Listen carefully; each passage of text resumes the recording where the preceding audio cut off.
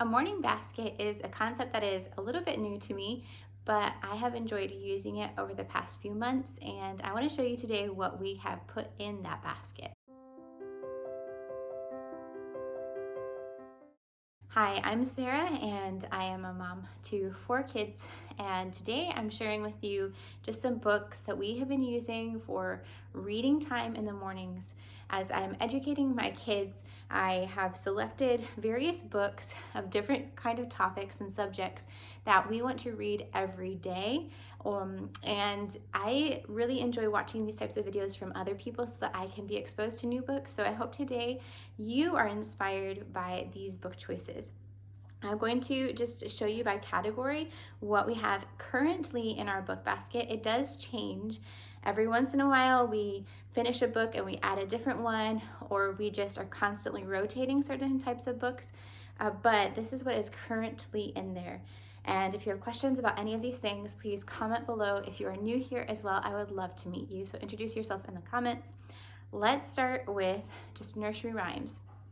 Right now, my kids are in preschool and kindergarten. So for our poetry, we are focusing mainly on nursery rhymes, and we have turned to our old favorite, the Paragon Mother Goose Treasury.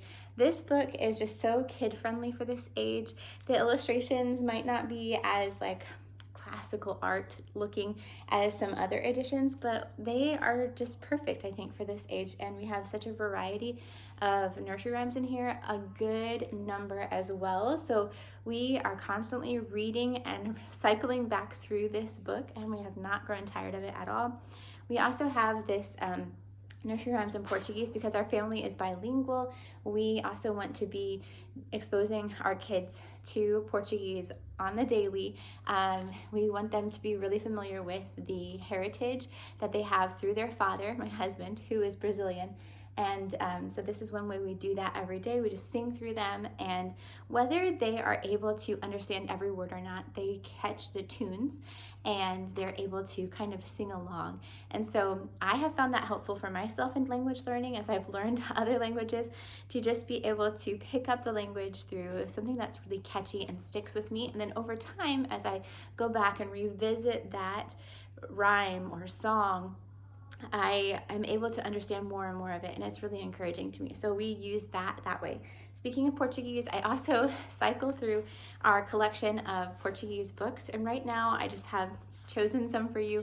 I keep these in a little bookshelf, canvas bookshelf at the edge of our sofa. So in the morning when we are reading these books together, I can just pull one out, or my kids can select one, because we're just changing them out every day. We're not reading them repeatedly throughout the week. We're just reading them repeatedly over time, over the course of several months. We have several Elephant and Piggy books in here. These are just really friendly for getting basic vocabulary and grammar, but also just having fun with the language. And then we have some books by Suzanne Strasser, and these are just awesome books where we're learning a lot about different animals and verbs, and they're delightful. And then there's this one that's mostly in English but also has Portuguese vocabulary in it, and my boys love this. This is available on Amazon in multiple different languages. So if you are wanting a little bit of exposure at least to another language in your homeschooling or with your children, then I would recommend this series. There are other books as well. I've only read this one, so I can't speak for the others, but this one has been delightful. I have noticed a few grammatical errors in it, so I correct those as I am reading, but other languages hopefully don't have that problem. Okay, moving on. We have a science program that we use. We are currently using Sunlight Science K and loving it. And I hope to come out with a review, just sharing my thoughts on that in a little while at least, hopefully before this fourth baby is born. But we also supplement that science just with other science books. And right now we are reading What Are You Doing Today, Mother Nature? And this is just a short snippet each day of somewhere around the world, something that could be happening during the month that's highlighted. It's kind of like a chapter of various topics. categorized by month. But my boys are really delighting in this book. It's beautifully illustrated, and we have other books similar to this that we cycle through as well. Slow Down and Be Here Now, and Round and Round Goes Mother Nature, and they're just all so beautiful. I highly recommend that book. For our read aloud, right now we are reading The Cricket in Times Square by George Selden, and this book is it's much better than I anticipated. I remember reading this as a kid, and I didn't remember much about the storyline itself, but my boys are really liking this story, and I am really enjoying it as well. It's very well written. It also has some elements of Chinatown in it, which is near and dear to our hearts, so I really like this. And then for manners, I don't currently have this book with me, but I am about to start it with my boys. It's called 365 Manners Kids Should Know, and this is a book that I wish I could have had sooner maybe. It goes 365 days, so every day you have something to read, and it just introduces you to some manners for your children, how to present those manners to them, what age would it be appropriate to present those manners, and some exercises or ideas for practicing those manners, such as role playing or games or that kind of thing. And so I really love doing activities with my boys. I'm not the most activity-based mom naturally, and so I love things like this that help me to implement different things I want to teach.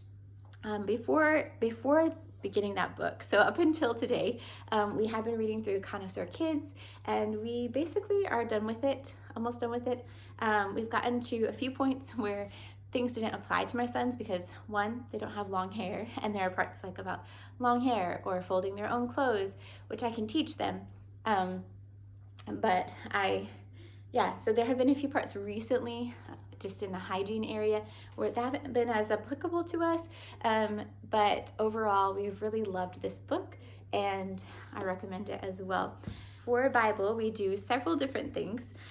We have been going through this devotional book for years now.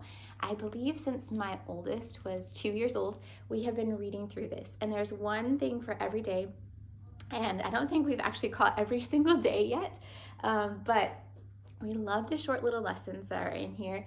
I will try to show you some inside. There's just a short little lesson. It's very biblical. I've never really had any problems with what it teaches. And then it has a Bible verse and a little prayer included. And these are just at the perfect level for my boys to understand. It says it's for preschoolers.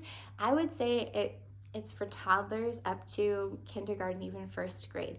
Just laying the basic foundations of God's love, God's care for them, God's provision, and our need for good character, our need to be examples, our need to be like Christ, to be imitators of God.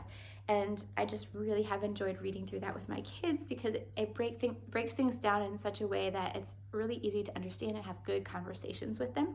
Another really great book for this level of my boys has been Big Thoughts for Little People, ABCs to Help You Grow. So this goes through the alphabet and just includes a different characteristic for each letter of the alphabet.